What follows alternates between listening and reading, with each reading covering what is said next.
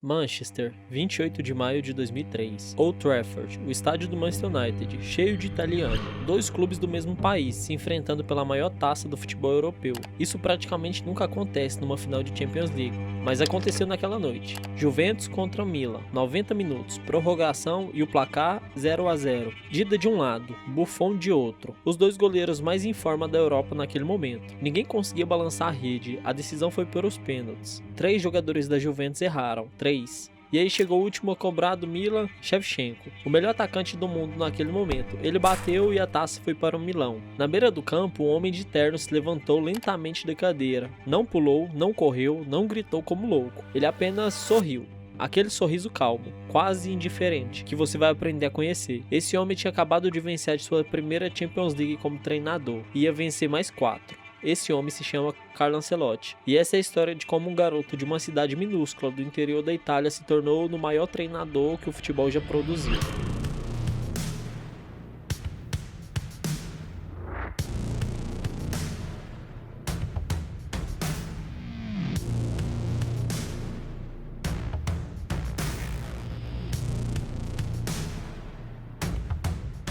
Reggiolo, você provavelmente nunca ouviu falar. É uma cidadezinha de pouco mais de 9 mil habitantes no norte da Itália. É de lá que veio o Carlo Ancelotti, nascido em 10 de junho de 1959. Filho de um fazendeiro, cresceu entre campos de trigo e vacas. Nunca teve academia de futebol, não teve estrutura profissional. Ele teve uma bola e um sonho. Em 1976, com 16 anos, assinou seu primeiro contrato profissional com Parma, um clube que mal existia no radar do futebol italiano naquela época. Jogava de volante, posição que exige leitura de jogo, inteligência, sacrifício. Não era o mais habilidoso, mas lia o jogo como poucos. E foi exatamente essa inteligência que chamou a atenção. E em 1979, com 20 anos, a Roma veio buscar o garoto de Reggiolo. E foi na Roma que o mundo conheceu Carlo Ancelotti, jogador. Na capital italiana, ele formou uma dupla histórica com o brasileiro Falcão. Sim, o Falcão, o oitavo rei de Roma. Ancelotti e Falcão dominaram o meio-campo italiano por anos. Em 1983, a Roma conquistou a Série A. Ancelotti foi a peça central, ganhou também 4 Copas da Itália com o clube, mas o destino, como sempre, preparava algo maior. Em 87, a Roma decidiu que Ancelotti estava velho, acharam que ele já havia passado do prazo de validade,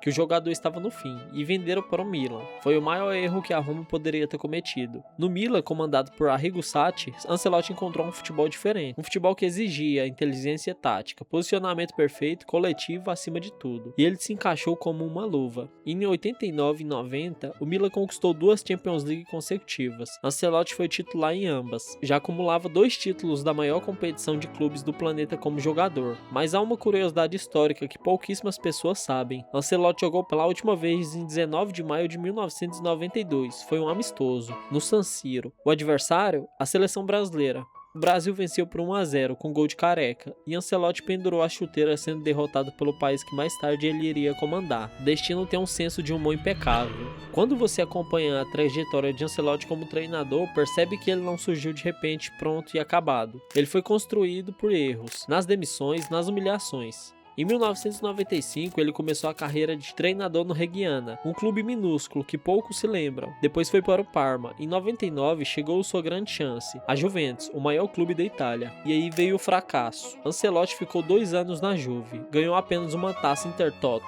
um torneio tão menor que foi encerrado anos depois por falta de relevância. Não ganhou um campeonato, não foi à final da Champions e foi demitido. Os críticos italianos foram impiedosos, disseram que ele não tinha qualidade para treinar grandes clubes, que era bom como jogador, mas medíocre como treinador, que a Juventus tinha cometido um erro em apostar nele. Sabe quem não acreditou nessa história? O Milan. Em 2001, o Milan contratou Ancelotti, o mesmo clube onde ele havia sido jogador campeão, e foi aí que tudo mudou. Sabe o que Ancelotti fez no Milan que nenhum outro treinador havia conseguido? Ele pegou Andrea Pirlo, que na época jogava de meia ofensiva, que não tinha espaço na Inter, que muitos achavam que era um jogador mediano, e o tornou no maestro mais elegante que o futebol europeu já viu, recuando ele para a posição de primeiro volante. Pirlo admitiu isso publicamente, disse que o Ancelotti enxergou nele um jogador que nem ele mesmo sabia que poderia ser. Isso é Ancelotti, ele não monta times, ele lidera talentos que estavam presos. E aí voltamos para aquela noite em Manchester. 2003, Juventus 0-0, Milan. Ancelotti havia provado para todos que os que disseram que ele era medíocre estavam errados. Ele não precisou gritar nem comemorar exageradamente, apenas aquele sorriso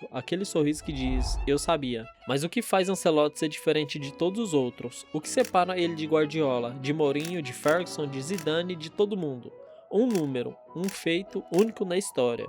Carlo Ancelotti é o único treinador que já conquistou os campeonatos nacionais das 5 primeiras ligas europeias. 5 ligas, 5 países diferentes, 5 culturas de futebol completamente distintas. Itália, campeão com o Milan, Série A de 2003 e 2004. Inglaterra, campeão com o Chelsea Premier League de 2009 e 10. França, campeão com o PSG Ligue 1 de 2012 e 13. Alemanha, campeão com o Bayern de Munique, Bundesliga de 2016 e 17. Espanha, campeão com o Real Madrid, La Liga de 2021 e 22. 5 países diferentes. Nenhum treinador da história do futebol fez isso, nem Guardiola, que só ganhou na Espanha, Alemanha e Inglaterra, nem Mourinho, nem Ferguson, nem ninguém, só Ancelotti. Mas aqui a gente não chegou no maior de tudo, porque vencer 5 campeonatos nacionais diferentes é absurdo, mas tem algo que Ancelotti fez que é ainda mais impossível de explicar. 5 Champions League, 5 vezes o melhor treinador do torneio mais difícil do mundo, com clubes diferentes, com gerações diferentes, com elencos completamente diferentes. E tem uma final, uma específica, que resume tudo que Carlo Ancelotti é. Uma noite que até hoje faz os torcedores do clube adversário acordarem suando frio. Lisboa, 24 de maio de 2014. Estádio da Luz, 80 mil pessoas. E a história do futebol prestes a ser reescrita. Real Madrid contra Atlético de Madrid, a primeira final da Champions League na história disputada entre dois times da mesma cidade. O Atlético havia acabado de ganhar a La Liga, uma semana antes. Chegava invicto, confiante, com Simeone na beira do campo como um general de guerra. E no minuto 36, Diego Godin subiu de cabeça e abriu o placar para o Atlético, 1-0. E o Real Madrid não conseguia furar o bloqueio, 75 minutos sem resposta. O tempo ia passando e a taça escorregando das mãos do Madrid. Minuto 90, mais 3 de acréscimo. Na beira do campo, Ancelotti estava de pé, calmo, olhos fixos no campo, já havia dado as instruções, só restava confiar. 92 minutos e 48 segundos, escanteio para o Madrid, bola cruzada e Sérgio Ramos aparece no segundo pau para cabecear. Gol, 1-1. O Atlético de Madrid estava a menos de 15 segundos de ser campeão da Europa pela primeira vez na história. 15 segundos. Ancelotti tirou isso deles na cabeça de Ramos. Na prorrogação, o Madrid atropelou. Bale, Marcelo, Cristiano Ronaldo de pênalti, 4-1. Fim. Dom Carlos sorriu, aquele mesmo sorriso de Manchester, 11 anos antes. Mas espera, porque a história não para aí. Vamos falar sobre o que realmente separa Ancelotti de qualquer outro treinador que já existiu. 5 Champions League, vamos olhar uma por uma, porque cada uma tem uma história diferente, e cada uma parece mais impossível que a anterior. 2003, Milan campeão. Ancelotti pegava o Milan que terminou 11 pontos atrás da Juventus na Série A. Vence a Juventus na final nos pênaltis, 3 jogadores da Juve erraram, Shevchenko bate o último, taça número 1. 2007, Milan campeão de novo, revanche histórica contra o Liverpool. O mesmo Liverpool que 2 anos antes havia virado de 3-0 no segundo tempo para 5-3 e roubado a taça. Em 2007, em Atenas, Ancelotti não deu chance, Milan 2, Liverpool 1, taça número 2. Aí vem um intervalo de 7 anos. Ancelotti passa pelo Chelsea, pelo PSG e chega no Real Madrid em 2013. 2014, Real Madrid campeão, a 10ª. O título mais esperado da história do clube. 12 anos sem ganhar a Champions. O gol de Ramos no último segundo, a virada na prorrogação, taça número 3. E o título que fez Ancelotti se tornar o maior treinador de toda a história do Real Madrid.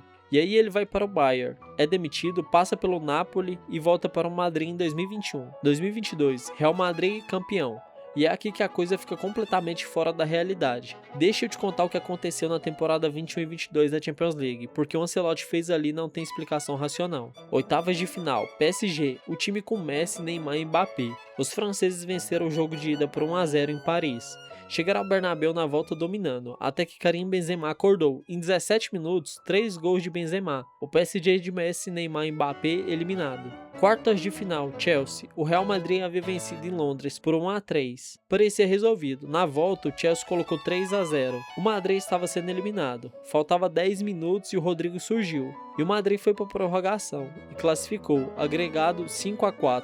Semifinal, Manchester City, o melhor time do mundo naquele momento. Na ida, o City venceu por 4-3 em Manchester. Na volta, no Bernabéu, o City ganhava por 1-0 no minuto 90. O Madrid estava sendo eliminado de novo. Aí o Rodrigo marcou 2 gols em 2 minutos. O jogo foi para a prorrogação e Benzema converteu o pênalti que colocou o Madrid na final.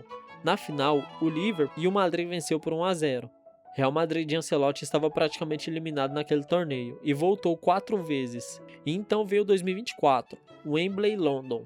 Final entre Real Madrid e Borussia Dortmund, 86 mil pessoas no estádio mais famoso do mundo. O primeiro tempo foi do Dortmund. Eles pressionaram, criaram chances, acertaram o travessão.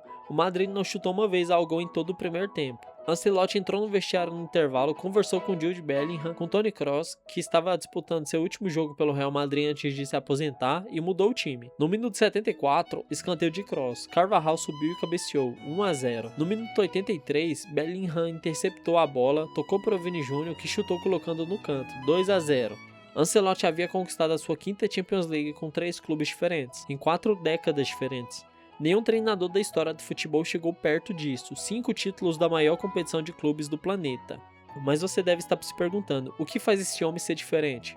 Porque não é sorte, não é só dinheiro, não é só elenco. Guardiola também teve dinheiro, Mourinho também teve elencos de estrela, Ferguson ficou décadas no Manchester United. O que Ancelotti tem que os outros não têm?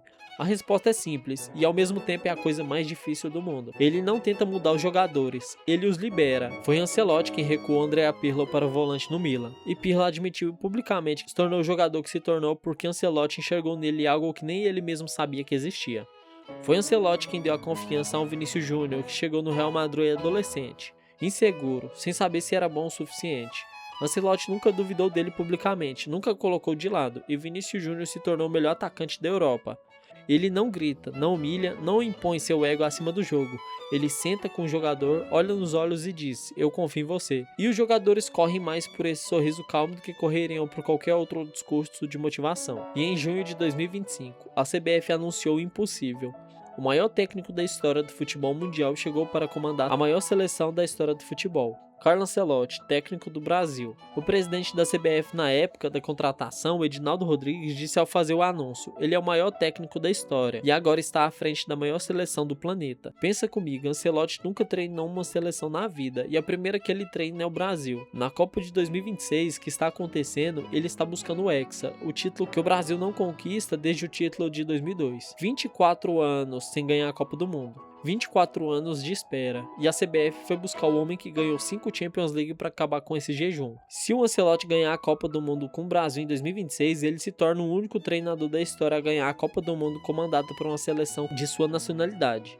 Desde 1930, em 96 anos de Copa do Mundo, isso nunca aconteceu. E esse homem que nasceu numa cidadezinha de 90 mil habitantes, no interior da Itália, que começou jogando em campos de terra, que foi demitido da Juventus e chamado de medíocre, esse homem está nos Estados Unidos agora, preparando o Brasil para conquistar o título tão esperado, o maior torneio do planeta, que é a Copa do Mundo.